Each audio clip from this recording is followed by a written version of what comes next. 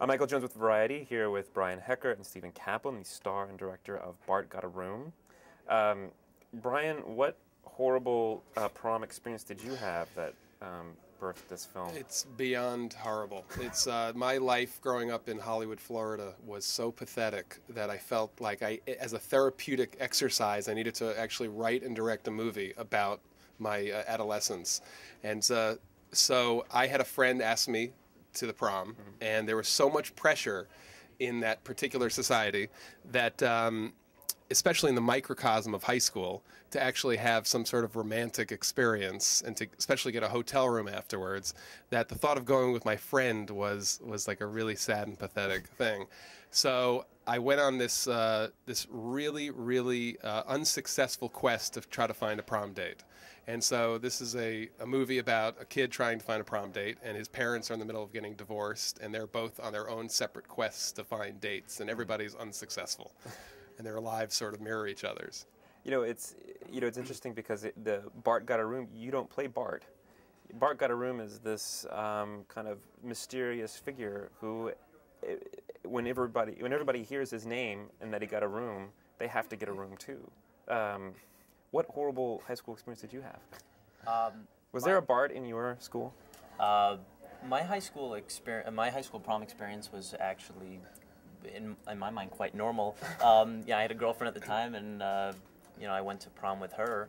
There was no mad dash to find a date at the last second. See, when he first started telling me that he actually had a girlfriend in high school, I didn't want to know this because he's like playing my alter ego. Basically. Did he lose the part at that point? No. It was like I was like, Stephen, don't tell me that you're cool in school. I don't want to know this. I need to see you as the dweeb that I was in high school. So we made a pact that he would not talk about his successful past. Stephen, are you in high school? No, You're out of high school. I'm a sophomore in college. Yeah. My gosh, you look like you're a sophomore in high school. Thank you. That's a compliment. Yes. Yes. Totally. Well, what was your prom experience like? Same. Yeah. Yeah. Yeah, it was pretty normal. Pretty normal. Can't mind anything there. It was. It was actually a lot of fun to. It was a lot of fun to get to play this character that was maybe not so cool. Yeah. Not that I'm saying that I'm cool. Just it was. You're cool enough.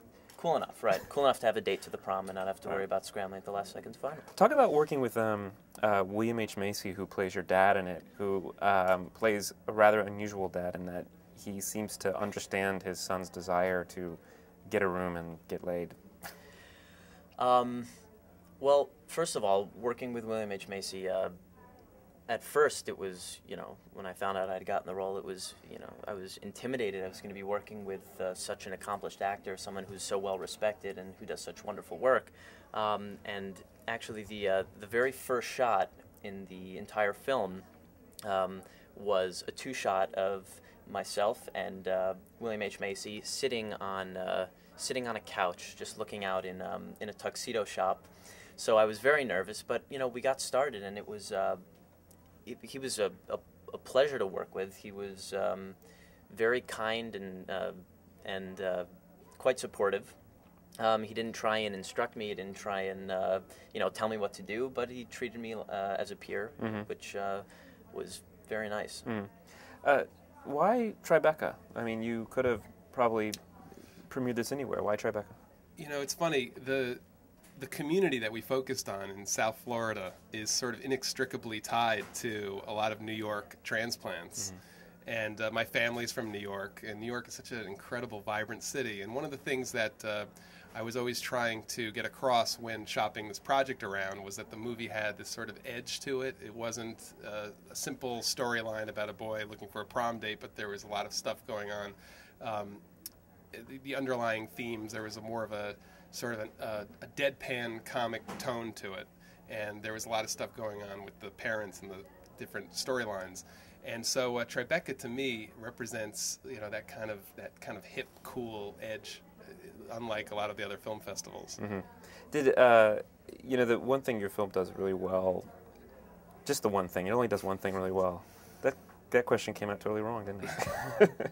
What your film does well is that it kind of paints a world where the parents are so stressed out about this beautiful moment in their children's lives that's going to be this memory forever. Right. And the kids are really only concerned about, you know, getting a room and getting some tail. Right. I mean, was that something that was kind of in your mind when you were writing the script?